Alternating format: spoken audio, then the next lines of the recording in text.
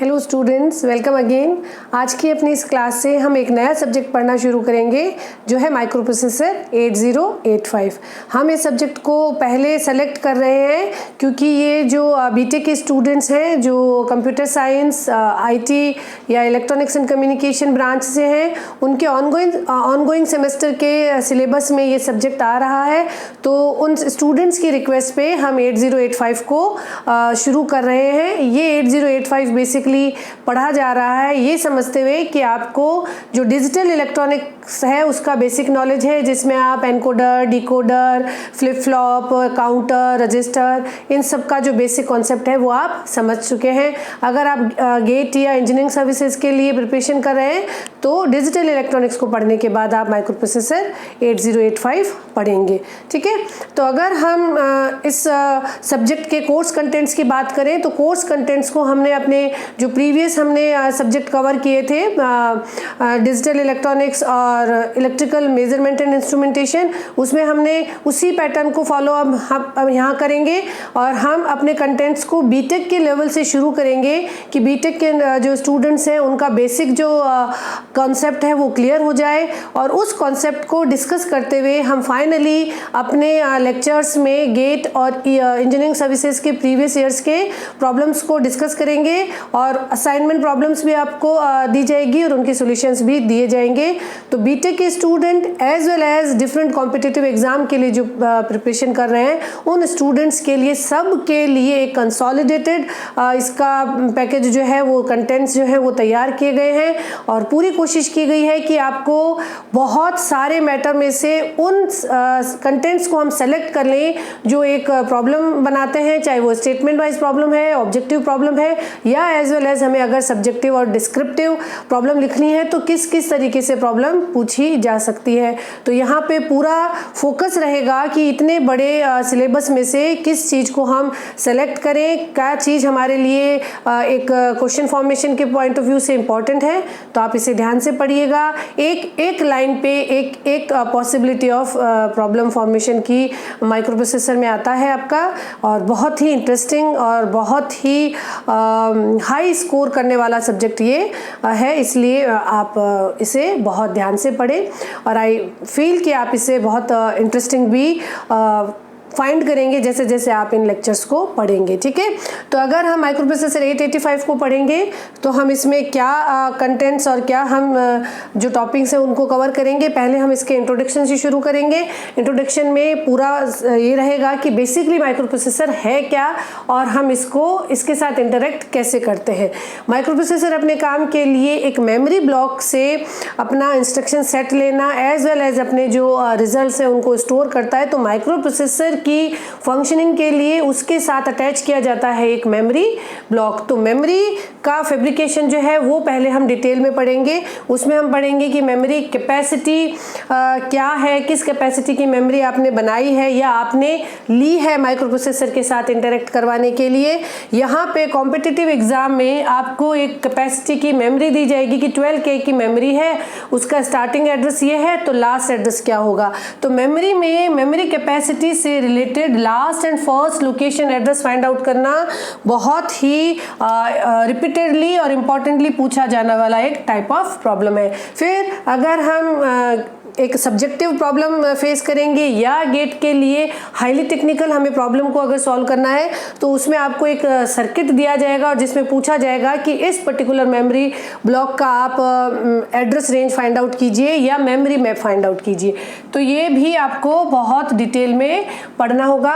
As well as objective part पे आपको memory classification है उसको भी बहुत ध्यान से पढ़ना है, जिसमें हम ये पढ़ते हैं कि मेमोरी जो है वो प्राइमरी और सेकेंडरी, फिर प्राइमरी में रैम और रोम के टाइप्स, रैम है तो डायनामिक रैम, स्टैटिक रैम, रोम है तो ई रोम, ई रोम, पी रोम, ये सब टाइप्स आपको स्टेटमेंट वाइज प्रॉब्लम में बहुत सारे कंटेंट्स इसमें कवर होते हैं। सेकेंडरी अगर आपने मेमोरी ली है तो serial access memory, random access memories. तो क्लासिफिकेशन ऑफ मेमोरी जो है वो भी एक ऑब्जेक्टिव स्टेटमेंट वाइज ऑब्जेक्टिव बनाने में बहुत इंपॉर्टेंट रोल रखेगी। तो ये जो मेमोरी का सेक्शन है इसे पढ़ रहे हम 880 में 8085 में है, लेकिन ये बहुत ही इम्पॉर्टेंट एक सेक्शन और टॉपिक रहेगा आपके numerical problem as well as objective statement wise problem के पॉइंट ऑफ व्यू से। फिर उसके बाद में हमें पढ़ना होगा 8085 का आर्किटेक्चर। उसको कवर करने के लिए हम उसका पिन डायग्राम पढ़ेंगे, जो कि अगर आप बीटेक के स्टूडेंट्स हैं तो आपका एक पूरा सब्जेक्टिव प्रॉब्लम भी इस पे बनता है। और इन पिन्स की स्पेसिफिकेशंस, उसके ऑपरेटिंग पैरामीटर्स, क्या फ्रीक्वेंसी रहती है, क्या सप्लाईज है, ये सारी चीज़ें। उसके बाद में कौन कौन से कंट्रोल सिग्नल्स इसको प्रोवाइड किए जाते हैं, उन कंट्रोल सिग्नल्स पे किस तरीके से आपकी जो नेबरिंग डिवाइस है उसको कम्युनिकेट करते हैं।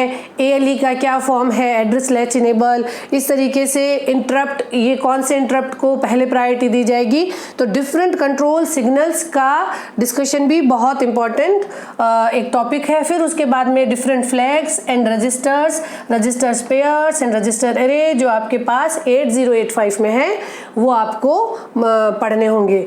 उसके बाद में आता है कि 8085 इसी आर्किटेक्चर की कंटिन्यूटी में हम पढ़ते हैं कि यार जब भी 8085 किसी इंस्ट्रक्शन को एग्जीक्यूट करेगा तो कौन कौन से स्टेप्स वो फॉलो अप करेगा, कि ऑपकोड फैच होगा, फिर उसकी डिकोडिंग होगी, फिर उसका एग्जीक्यूशन होगा। किसी भी इंस्ट्रक्शन को एग्जीक्यूट करने के लिए कितने इंस्ट्रक्शन साइकिल क्या है, फिर उसके बाद में कितने मशीन साइकिल लगेंगे, कितने क्लॉक साइकिल या टी स्टेट्स लगेंगे, ये बहुत इंपॉर्टेंटली आपसे एग्जाम में पूछे जाते हैं। सिंपली कहा जाएगा कि अगर आपने STA2025 लिखा है तो इसमें कितने मेमोरी साइकिल लगेंगे या इसमें कितने टी स्टेट्स इसके एग्जीक्यूशन में लगेंगे। तो ये सब आपको एक अपनी अंडरस्टैंडिंग डेवलप करनी है कि माइक्रो प्रोसेसर इन सब स्टेप्स को कैसे एग्जीक्यूट कर रहा है और इंटरनली माइक्रो प्रोसेसर में कैसे डेटा जो है वो मूव हो रहा है।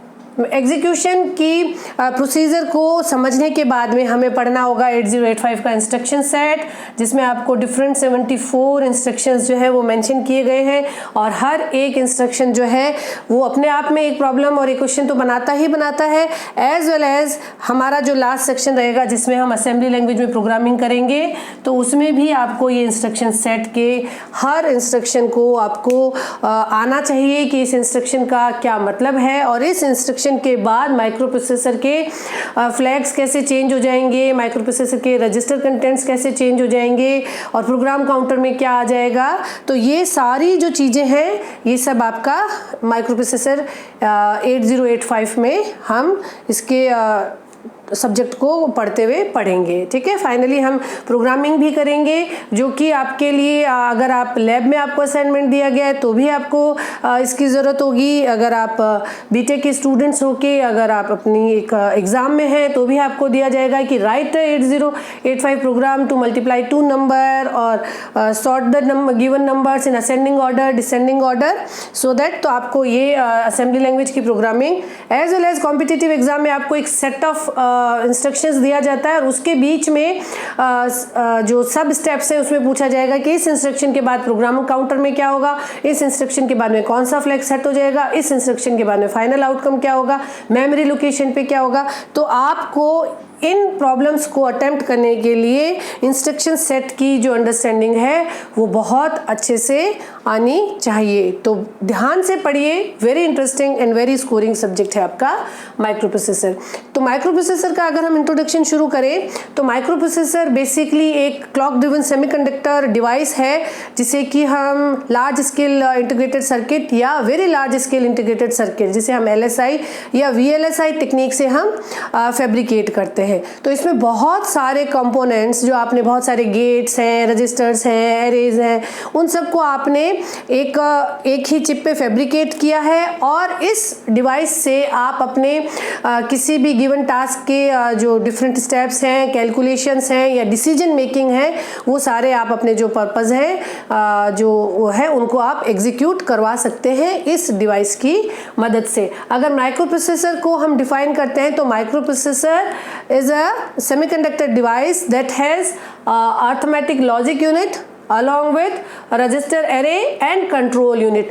CPU जो आपका कंप्यूटर में जैसे आप सीपीयू बोल रहे हैं उससे मिलता जुलता इसका फंक्शनिंग रहेगा, लेकिन इसमें ये एक छोटे स्केल की आपकी कॉम्पैक्ट डिवाइस है जिसमें आपने कंट्रोल यूनिट के साथ में अर्थमेटिक लॉजिक यूनिट और रजिस्टर एरे भी फैब्रिकेट कर दिया है। और ये जो आपका ब्लू बॉक्स है, ये पूरा कंप्लीट ब्लू बॉक्स जो है वो माइक्रो प्रोसेसर कहलाता है। और भी बहुत सारे जैसे जैसे माइक्रो प्रोसेसर में डेवलपमेंट होता गया, 8080 भी हमने पढ़ा है, 8051 भी है, 8085 जो है वो बहुत सारे जितने भी आपके टेक्निकल यूनिवर्सिटीज़ है उनके सिलेबस में है, कॉम्पिटिटिव एग्जाम्स में है। तो सबसे इम्पॉर्टेंट जो फ्रिक्वेंटली कवर किया जाने वाला माइक्रो प्रोसेसर है 8085। तो इसके कंस्ट्रक्शनल डिटेल्स को, इसकी डेटा बस, इसकी एड्रेस लाइंस, इसके कंट्रोल सिग्नल्स, उनको हम स्पेसिफिकली पढ़ेंगे एग्जाम पॉइंट ऑफ व्यू से। तो माइक्रो प्रोसेसर हो गई है आपकी एक सेमीकंडक्टर डिवाइस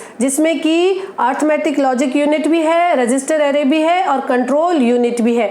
ये जो डिवाइस है ये आपके गिवन जो भी टास्क हैं, जो कैलकुलेशन के टास्क हैं या डिसीजन मेकिंग के टास्क हैं, और जो भी आपने इसको प्रोग्राम दिया है उस प्रोग्राम को एग्जीक्यूट ये करती है with the help of external memory as well as input output devices.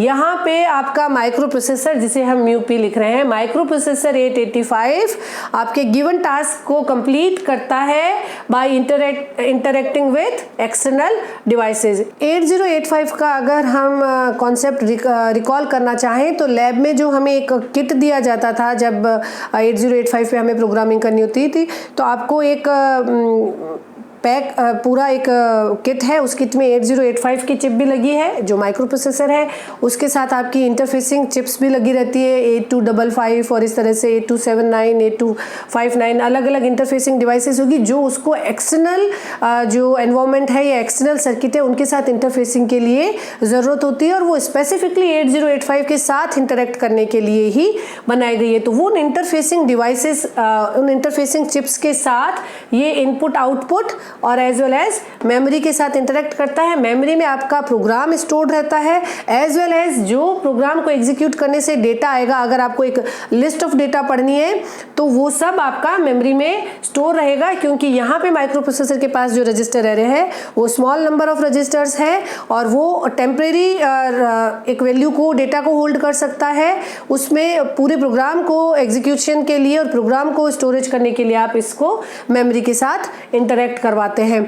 यहाँ पे हमने जब अपनी लैब की किट को हम रिकॉल करते हैं तो आपका जो था हेक्साडेसिमल कीबोर्ड था और रिजल्ट्स जो आते थे वो आपके एक 7 सेगमेंट डिस्प्ले की फॉर्म में आते थे।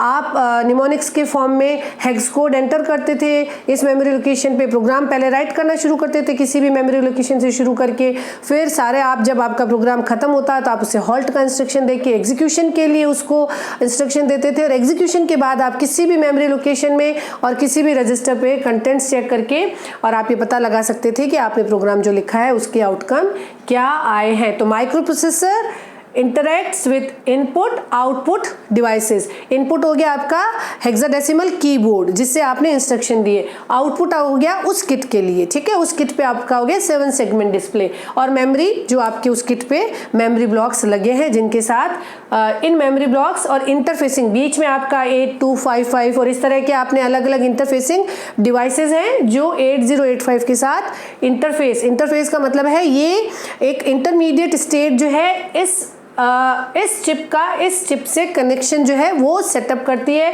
इसके एड्रेस लोकेशंस को ये लेती है, इसके कंट्रोल सिग्नल्स को ये लेती है और एक्सटर्नल डिवाइस में वो पहुंचाती है।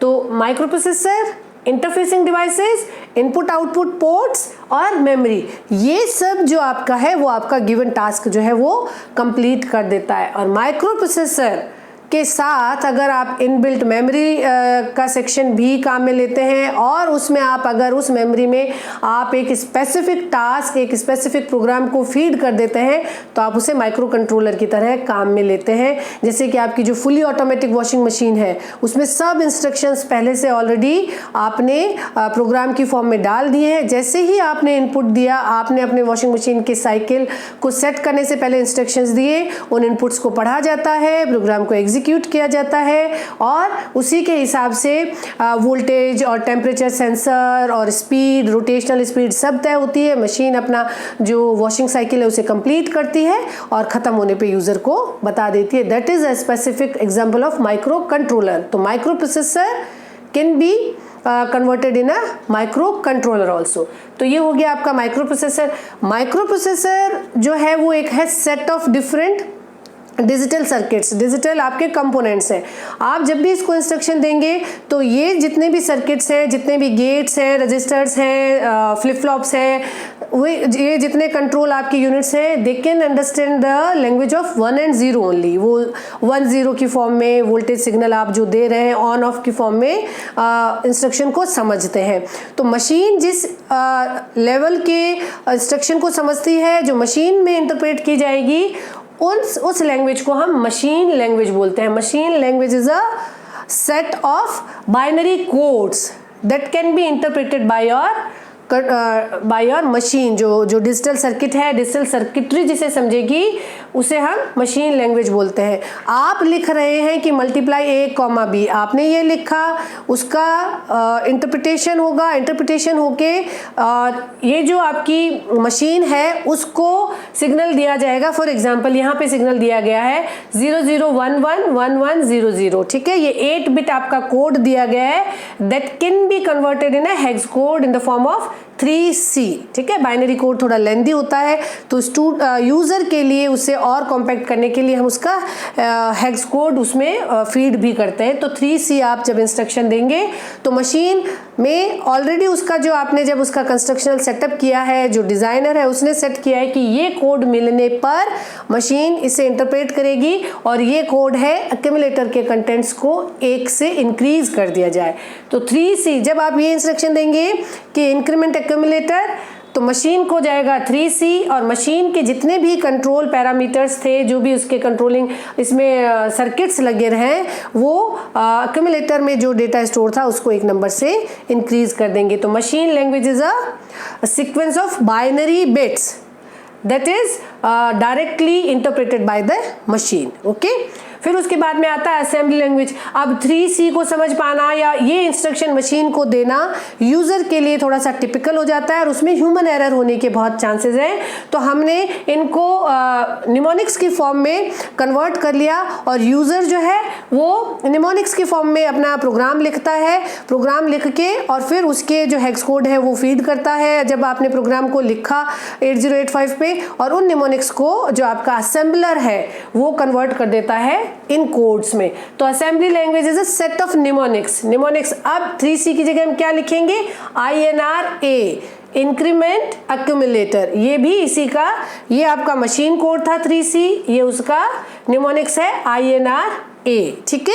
इसी तरीके से सेकंड आप एक निमोनिक डिस्कस कर सकते हैं ऐड बी। ये जो है उसका एग्जीक्यूशन क्या होगा कि रजिस्टर बी के कंटेंट्स को, रजिस्टर बी के डेटा को एक्यूमुलेटर में ऐड करो। इसका एक और हेक्स कोड बनाए, आप हेक्स कोड लिखेंगे और असेंबलर का काम है इस निमोनिक्स को, इस हेक्स कोड को मशीन लैंग्वेज में कन्वर्ट करना। तो ये जो मशीन लैंग्वेज है और असेंबली लैंग्वेज है, इन्हें हम लो लेवल लैंग्वेज बोलते हैं, ठीक है। ये मशीन के कॉम्पेटिबल है, मशीन के लिए बनाई गई है और इनको आप अगर चाहें कि एक मशीन से दूसरी मशीन में आप ऑपरेट करें तो ये इजीली पॉसिबल नहीं है, ठीक है। असेंबलर का जो प्रोग्राम है वो आपका, क्योंकि इसमें आपने 1 स्टेप कन्वर्जन ही रहेगा तो ये कम मेमोरी लोकेशन जो है या कम मेमोरी स्टोरेज ये मांगता है, but it is very near to machine और speed of execution is very high when we are writing in assembly language। assembly language से फिर हमने मॉडिफाई किया कि इस तरह से निमोनिक्स लिखना भी हमारे लिए थोड़ा सा टीडियस टास्क है, तो हमने स्टेटमेंट वाइज इंस्ट्रक्शंस देके हाई लेवल लैंग्वेज जो है वो डेवलप कर ली। हाई लेवल लैंग्वेज में हम स्टेटमेंट्स लिखते हैं, हम नहीं इस तरह से निमोनिक्स दे रहे, हम एक वेरिएबल ए को डिफाइन करेंगे, एक वेरिएबल बी को डिफाइन करेंगे और जैसा हम अपनी लैंग्वेज में, अपनी बोलचाल की भाषा में इंस्ट्रक्शंस देते हैं कि मल्टीप्लाई ए कॉमा बी, वैसा ही हम लिखेंगे। अब आगे आपने ये स्टेटमेंट वाइज जो प्रोग्राम है वो लिखना यूज़र के लिए और भी ज़्यादा आसान हो गया है। तो हाई लेवल लैंग्वेज जो है वो यूज़र की तरफ ज़्यादा फोकस्ड है। अब इस लैंग्वेज को आगे कन्वर्ट करने का काम कंपाइलर और इंटरप्रेटर करते हैं। हाई लेवल लैंग्वेज जो है उसके एग्जांपल्स में आप फोर्ट्रान कंसिडर कर सकते हैं, आप सी प्लस प्लस कंसिडर कर सकते हैं, मैटलैब कंसिडर कर सकते हैं, जो कि हमने अपने लिए ईज आउट करने के लिए और उसको समझने में आसानी के लिए डेवलप कर ली है। तो हाई लेवल लैंग्वेज को machine compatible, high level language के सोर्स कोड को ऑब्जेक्ट कोड में बदलने का काम या तो कंपाइलर करता है या इंटरप्रेटर करता है। कंपाइलर में हमेशा ये रहेगा कि कंपाइलर पूरे के पूरे प्रोग्राम को एक साथ रीड करेगा और उसके एग्जीक्यूशन में कोई भी एरर आएगा तो वो लास्ट में पूरा प्रोग्राम रन होने के बाद आएगा कि इस लाइन में ये एरर है, इस लाइन में ये एरर है, यहाँ पे हमारा जो एग्जीक्यूशन है वो स्टॉप हो गया है। और इंटरप्रेटर जो होता है वो वन बाय वन स्टेटमेंट्स को पढ़ता है और अगर फर्स्ट या सेकंड स्टेटमेंट में ये एरर आता है तो वो एग्जीक्यूशन को वहीं रोक के आपको एरर मैसेज जो है वो कन्वर्ट कर देता है। तो ये बेसिकली हुआ है कि माइक्रो प्रोसेसर है क्या और कैसे ये हमारे इंस्ट्रक्शंस को समझता है और कैसे ये आउटर जो सर्किट्स है या आउटर जो डिवाइसेस है उनके साथ इंटरेक्ट करके आपके टास्क को परफॉर्म करता है। तो इस इंट्रोडक्शन पार्ट के बाद नेक्स्ट सेक्शन में हम मेमोरी सेक्शन, जिसके साथ की माइक्रो प्रोसेसर कंटिन्यूअसली इंटरेक्ट करके प्रोग्राम को एग्जीक्यूट कर रहा है और आपको आउटपुट जो है वो दे रहा है, उसको शुरू करेंगे। तो नेक्स्ट सेक्शन से, नेक्स्ट वीडियो से हम मेमोरी जो डिवाइसेस है उन्हें पढ़ना शुरू करेंगे। Keep watching, keep learning. Thank you so much.